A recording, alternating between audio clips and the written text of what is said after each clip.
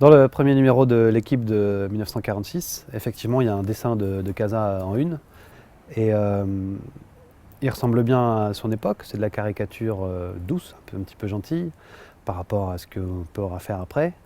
Et en même temps, c'est intéressant parce il met en avant les individualités dans le sport. Il met en avant les sportifs avec leur nom.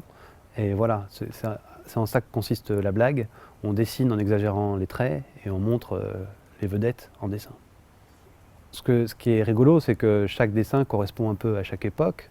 Après, il y a un dessin parfois un petit peu illustratif, un petit peu scout de France, éducation de la jeunesse, qui est assez beau, mais qui est assez classique, quoi.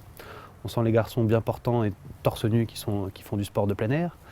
Et en même temps, il y en a qui sont un peu plus humoristiques, un peu caricature, un petit peu almanach Vermeaux dans la mise en place du dessin. Et puis après, on évolue avec son temps. Donc il y en a ça devient de plus en plus BD. Déjà dans les années 50-60, c'est assez cousin des premiers Spirou et Fantasio et des choses comme ça, surtout pour les dessins avec la boxe. Et ça parle un peu de cet univers-là aussi. Et puis après, quand on voit Genèse dans les années 90, on voit bien qu'il y a l'héritage d'Harakiri et Charlie Hebdo qui est passé par là, et Reiser, et qu'il a été en même temps que Cabu, et c'est un peu la veine moderne du dessin de presse.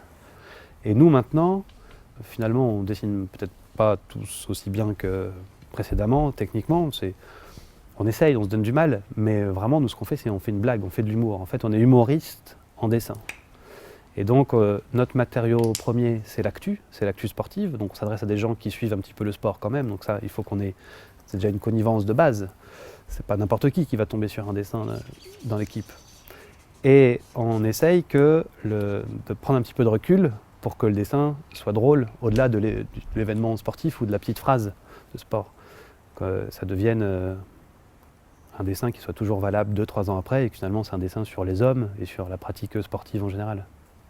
En général, moi je m'y mets vers 14h, vers 13-14h, je commence à lire, je lis beaucoup, je regarde ma matière première, comme le blé pour la vodka, je rassemble l'actu.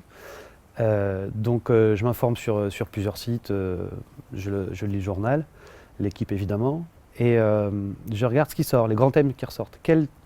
Quelles thématiques sportives sont ressorties dans la presse généraliste, en dehors de la presse spécialisée? Ce qu'on entend par exemple aux infos sur France Info, ou de quoi on va parler à la fin du journal à la radio.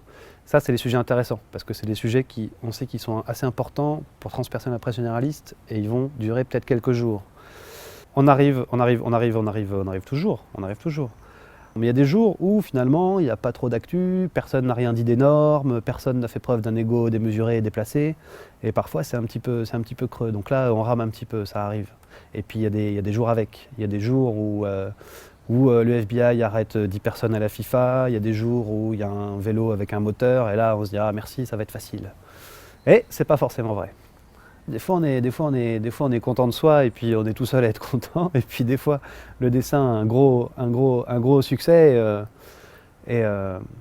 Si, alors, il y en a un que sur le coup, j'ai pas eu l'impression de faire un dessin fantastique, puisqu'en plus c'était un dessin assez anecdotique à base de toilettes. Et j'ai eu des bons retours sur ce dessin-là, qui était très très bête, vous allez voir. C'est un dessin avec le Bayern de Munich, qui a mis, avec Lewandowski, qui a mis 7 buts en 5 minutes, je crois. Et bon, c'était en même temps que la fête de la bière à Munich, grosso modo. Et donc, il y a un gars attablé avec sa pinte, qui est complètement halluciné, et son copain revient des toilettes et il dit alors, qu'est-ce que j'ai raté? Et l'autre il dit, tu vas jamais me croire.